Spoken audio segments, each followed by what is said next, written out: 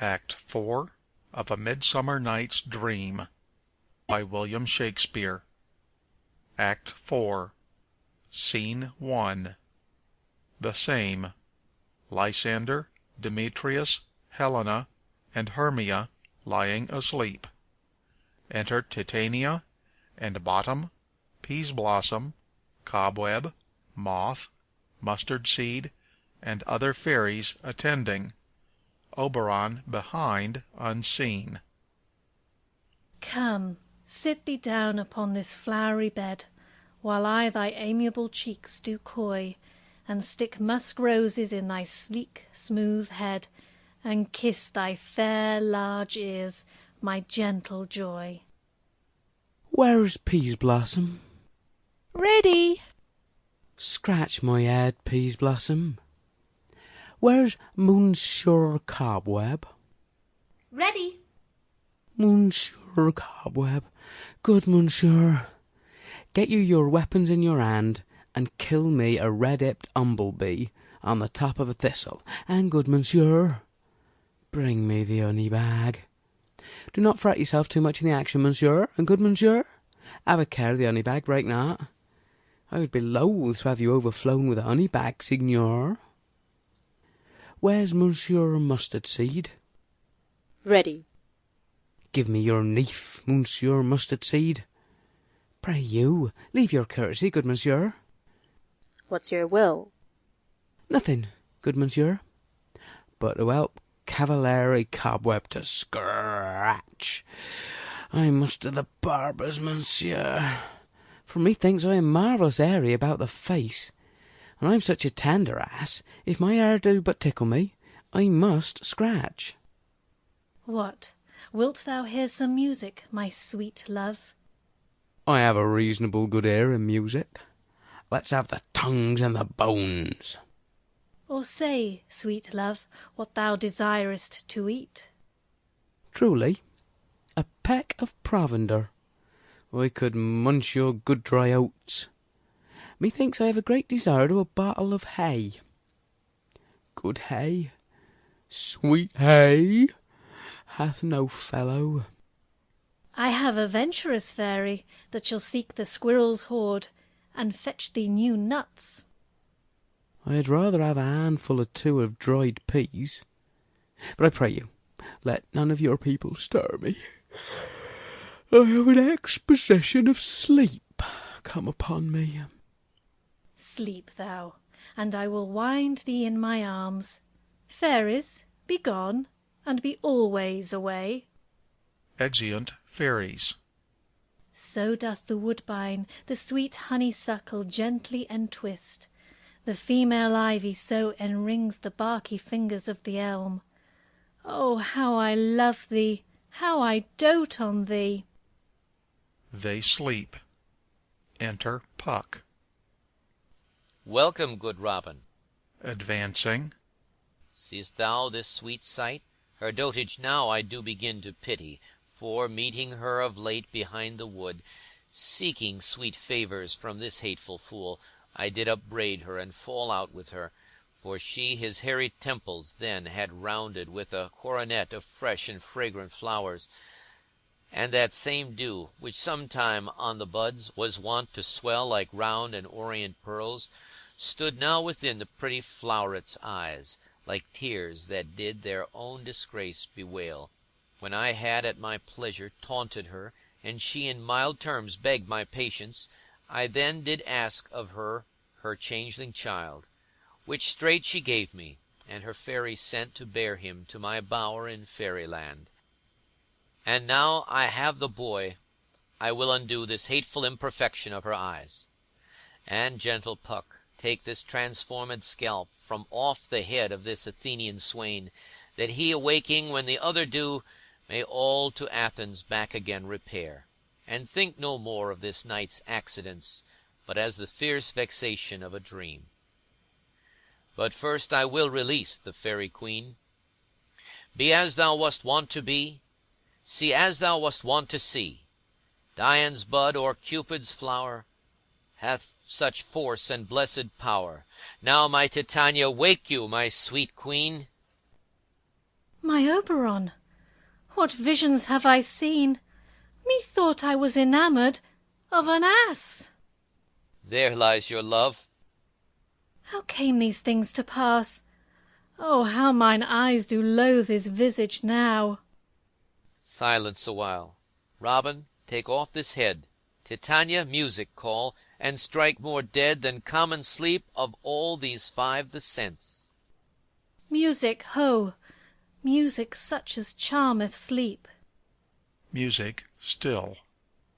Now when thou wakest, with thine own fool's eyes peep.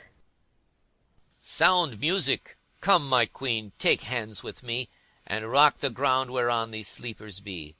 Now thou and I are new in amity, and will tomorrow midnight solemnly dance in Duke Theseus' house triumphantly, and bless it to all fair prosperity.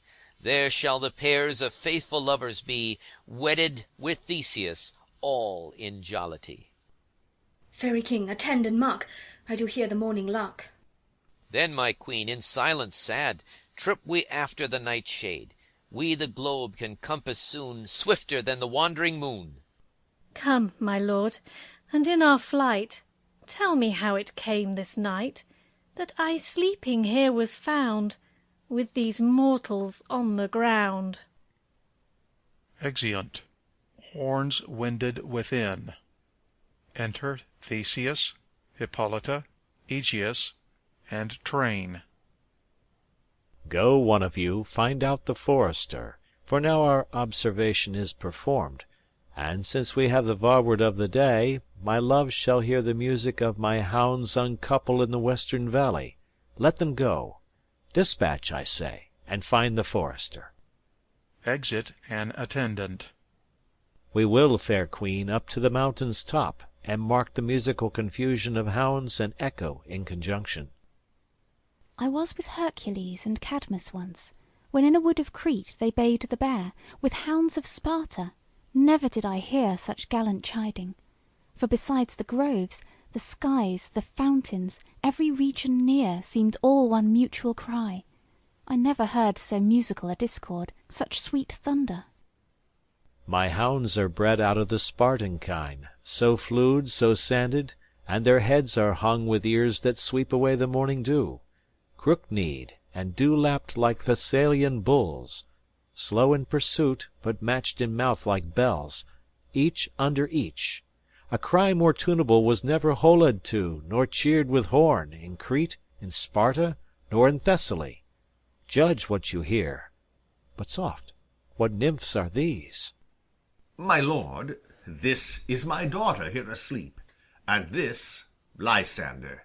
This Demetrius is, this Helena, old Nidar's Helena. I wonder of their being here together. No doubt they rose up early to observe the rite of May, and hearing our intent came here in grace our solemnity. But speak, Aegeus, is not this the day that Hermia should give answer of her choice? It is, my lord. Go, bid the huntsmen wake them with their horns. Horns and shout within. Lysander, Demetrius, Helena, and Hermia wake and start up. Good morrow, friends. St. Valentine is past. Begin these wood birds but to couple now. Pardon, my lord. I pray you all, stand up. I know you two are rival enemies. How comes this gentle concord in the world, that hatred is so far from jealousy, to sleep by hate, and fear no enmity? My lord, I shall reply amazedly, half sleep, half waking. But as yet I swear I cannot truly say how I came here. But as I think, for truly would I speak, and now do I bethink me, so it is, I came with Hermia hither. Our intent was to be gone from Athens, where we might, without the peril of the Athenian law. Enough, enough, my lord, you have enough. I beg the law upon his head. They would have stolen away. They would, Demetrius, thereby to have defeated you and me, you of your wife, and me of my consent that she should be your wife. My lord, fair Helen told me of their stealth, Of this their purpose hither to this wood, and I in fury hither followed them, fair Helena in fancy following me. But, my good lord, I wot not by what power, but by some power it is, my love to Hermia melted as the snow, seems to me now as the remembrance of an idle god which in my childhood I did dote upon, and all the faith, the virtue of my heart, the object and the pleasure of mine eye, is only Helena. To her, my lord, was I betrothed ere I saw Hermia, but, like in sickness, did I loathe this food, but as in health, come to my natural taste. Now I do wish it, love it, long for it, and will for evermore be true to it. Fair lovers, you are fortunately met. Of this discourse we more will hear anon. Aegeus, I will overbear your will, for in the temple by and by with us these couples shall eternally be knit, and, for the morning now is something worn, our purposed hunting shall be set aside. Away with us to Athens, 3 and 3. We'll hold a feast in great solemnity. Come, Hippolyta. Exeunt Theseus, Hippolyta, Aegeus, and train. These things seem small and undistinguishable. Methinks I see these things with parted eye, when everything seems double. So methinks, and I have found Demetrius like a jewel, mine own and not my own. Are you sure that we are awake? It seems to me that yet we sleep, we dream. Do not you think the Duke was here and bid us follow him? Yea, and my father. And Hippolyta. And he did bid us follow to the temple. Why, then we are awake. Let's follow him, and by the way let us recount our dreams. Exeunt. Awaking. Well, when my cue comes, call me, and I will answer. My next is Most Fair Pyramus. Hey-ho! Peter Quince. Flute the bellows mender. Snout the tinker. Starveling. God's my life. Stolen ants and left me asleep. I have had a most rare vision. I've had a dream, past the wit of man to say what dream it was. Man is but an ass if you go about to expound this dream. Methought I was... There is no man can tell what. Methought I was... And methought I had... But man is but a patched fool if he will offer to say what methought I had. The eye of man hath not heard, the ear of man hath not seen, man's hand is not able to taste, his tongue to conceive, nor his heart to report what my dream was. I will get Peter Quince to write a ballad of this dream. It shall be called Bottom's Dream, because it hath no bottom. And I will sing it in the latter end of a play, before the Duke. Peradventure, to make it the more gracious, I shall sing it at her death. Exit.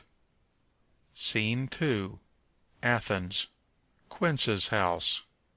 Enter Quince, flute, snout, and starveling. Have you sent to Bottom's house? Is he come home yet? He cannot be heard of. Out of doubt he is transported. If he come not, then the play is marred. It goes not forward, doth it? It is not possible. You have not a man in all Athens able to discharge Pyramus but he. No, he hath simply the best wit of any handicraft man in Athens. Yea, and the best person too, and he is a very paramour for a sweet voice. You must say paragon. A paramour is, God bless us, a thing of naught. Enter Snug. Masters, the Duke is coming from the temple, and there is 2 or 3 lords and ladies more married. If our sport had gone forward, we had all been made men. Oh, sweet bully Bottom! Thus hath he lost sixpence a day during his life. He could not have escaped sixpence a day, and the Duke had not given him sixpence a day for playing Pyramus. I'll be hanged! He would have deserved it. Sixpence a day in Pyramus, or nothing. Enter Bottom. Where are these lads? Where are these hearts? Bottom, O most courageous day, O most happy hour. Masters, I am to discourse wonders. But ask me not, for if I tell you, I am no true Athenian. Oh, I will tell you everything right as it fell out. Let us hear, sweet Bottom. Not a word of me. All that I will tell you is that the Duke hath dined.